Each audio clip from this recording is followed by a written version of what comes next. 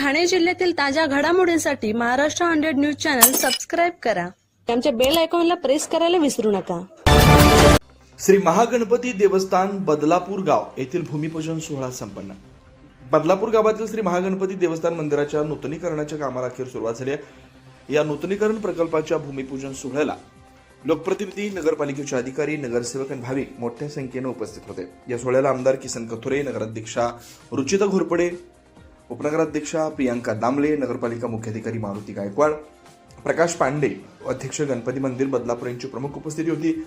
मान्यवरांच्या हस्ते श्रीफळ वाढवून मंदिर नूतनीकरणाच्या कामाचा शुभारंभ करण्यात आला. यावेळी मंदिर परिसरात भक्तिमय वातावरण निर्माण झालं होतं. मंदिराच्या नूतनीकरणामुळे भाविकांना अधिक सुविधा उपलब्ध होणार आहेत. मंदिर परिसराचं सौंदर्य वाढणार आहे. स्थानिक नागरिक आणि भाविकांनी या उपक्रमाचं स्वागत केलंय.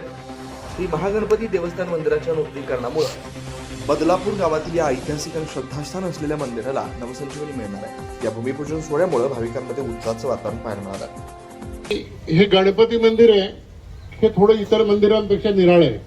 आपण जर कधी मंदिरात आलात, एक अर्धा तास आम्हाला भेटलं तर आम्ही त्याचे वैशिष्ट्य सांगू.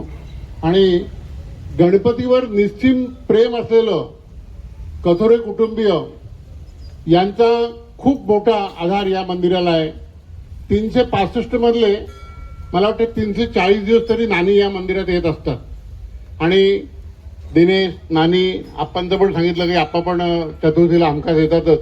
असा या गणपतीवर प्रेम असलेल्या कथोरे कुटुंबियांकडून आम्हाला एक ही मोठी भेट मिळालेली आहे. आणि मंदिराच्या बाबतीत मी एवढंच सांगेन की आपण आता गेला जुना फोटो मंदिराचा बघितला असेल, एक भव्य मंदिर झालं. नंतर आमच्या काळामध्ये आम्ही जवळजवळ 55 लाख रुपये खर्च करून वर 2 सभागृह बांधलीत. आणि निरनिराळे कार्यक्रम होतात, सामाजिक कार्यक्रम होतात, वयावाटपांचे कार्यक्रम होतात. या असल्या सर्व गोष्टीसाठी आम्ही त्या सभागृहाचा उपयोग करत असतो. आणि त्याचं वैशिष्ट्य असं आहे की हे एवढं काम करत असताना आम्ही कुणाहीकडे पावती बुक किंवा पैसे मागायला बाहेर मंदिराच्या गेलो नाही.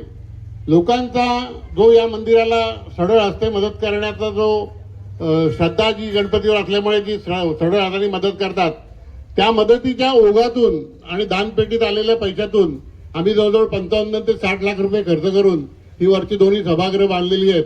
आणि आजच्या या कामाचा पण बघा का आज हे बऱ्याच लाखाचं आम्ही आतापर्यंत विचारलं नाही कोणाला, पण खूप लाखो रुपयाचं हे काम जे होतंय हे पण आप्पांनी स्वतःहून येऊन सांगितलेले की मला हे काम करायचंय. आणि आमच्याबरोबर 2-3 वेळा बैठका घेऊन मग ते त्याचं स्वरूप आणि अशा प्रकारे एक मूर्त स्वरूप या कामाला आलेलं आहे. मी पुन्हा एकदा या इथे आलेले आज नगराध्यक्ष मॅडम, त्या पण एक गणपतीचा आशीर्वाद घ्यायला मला आठवते निवडणुकीला उभे राहिले तेव्हा आलेल्या होत्या. आणि एरवी पण येतात, तसं सतत येतात. पण या गणपतीच्या मंदिरामध्ये चतुर्थीच्या दिवशी बरेच नगरसेवक आपल्याकडचे येतात. आम्ही एक गणपती भक्त म्हणून या सगळ्यांकडे बघत असतो.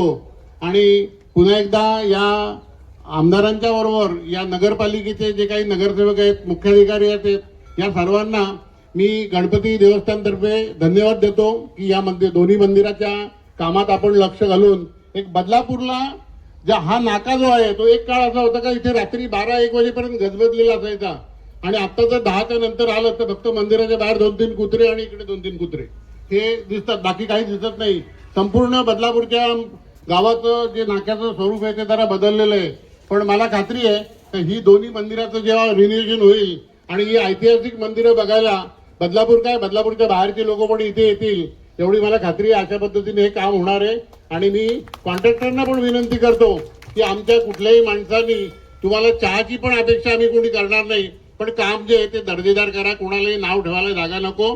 आणि बाप्पाचा आशीर्वाद तुमच्या पाठी आहे. इथल्या कामाचं वैशिष्ट्य आहे, जो आमच्या मंदिरात काम करायला आला त्याचा पुढे ऊर्जित काळ आला. हा आमचा अनुभव आहे आणि हा अनुभव आता प्रत्येकाला येईल.